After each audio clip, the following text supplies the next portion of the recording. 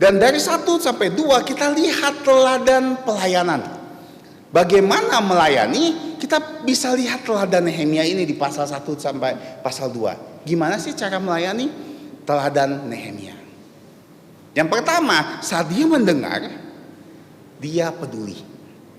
Dia ada kepedulian terhadap rumah Allah.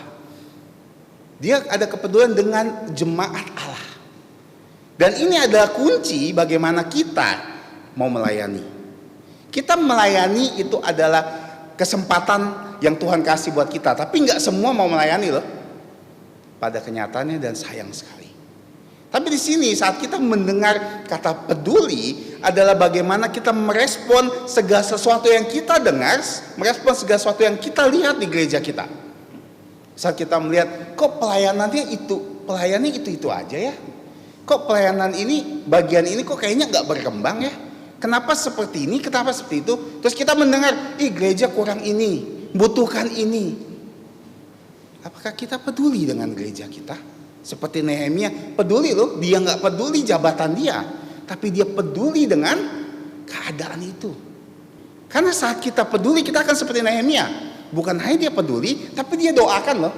Misalnya gereja punya pergumulan, dikasih tahu sama gembala, gereja butuh ini, gereja sedang mau melayani ini, membuka pelayanan ini. Apakah kita mau berdoa untuk hal itu? Nehemia berdoa loh, siang dan malam, bahkan 4 bulan dia berdoa dan berpuasa. Kenapa? Karena dia tidak tahu harus berbuat apa. Saya di sini, sedangkan saudara-saudara saya di situ menderita. Apa yang harus saya lakukan?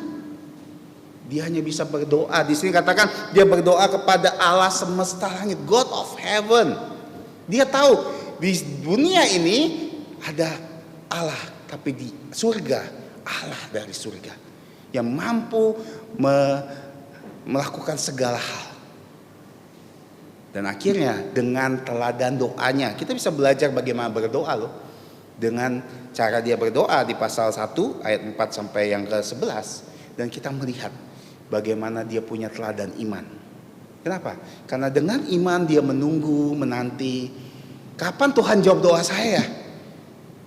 Sudah 4 bulan loh. Tidak ada jawaban. Saya harus berbuat apa ini? Temboknya sudah hancur. Teman-teman saya tercelah, dalam keadaan tercelah loh. Kota Yerusalem dalam keadaan tercelah. Ibaratnya sudah malu-maluin. Masa katanya Allah adalah Elohim. Dia Allah Israel, pangeran Allah, tapi kotanya seperti itu.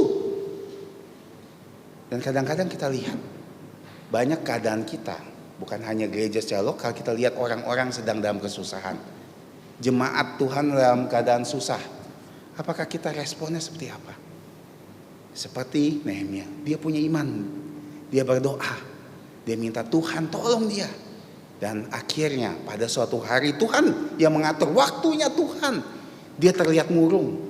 Dan kita tahu dalam hukum sini, kamu gak boleh murung di hadapan raja loh. Bisa dipenggal palanya loh kalau kamu di hadapan raja murung. Tapi dia murung. Makanya waktu ditanya, kenapa kamu murung? Dia langsung takut sekali. Kenapa? Kebiasaannya kalau orang yang murung di hadapan raja pasti dipenggal, mati. Dia takut sekali. Tapi dia bilang apa? Dia berdoa. Dan akhirnya dia jelaskan, bagaimana saya tidak sedih.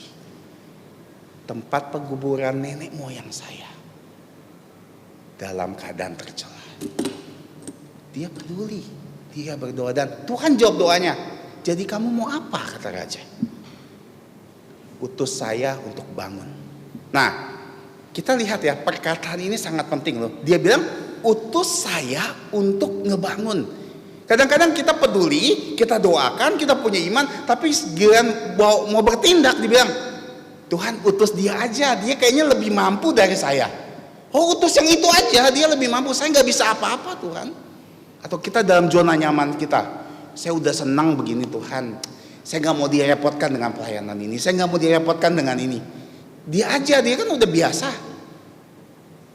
Lihat Nehemia, secara literal dia serahkan loh jabatan kesenangan dia loh. Dia serahkan. Untuk apa? Untuk pergi ke Yerusalem, membangun dan bekerja loh. Nanti kalau kita lihat dia bukan hanya mimpin, dia juga bekerja loh. Saya percaya dia bekerja juga untuk membangun tembok itu. Makanya di sini kita lihat keteladanannya. Mulai dari kepedulian, berdoa, iman, dan tindakan. Inilah pelayanan, teladannya yang kita bisa pelajari.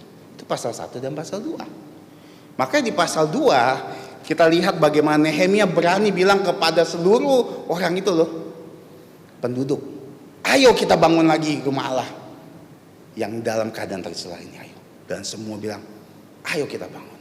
Wah.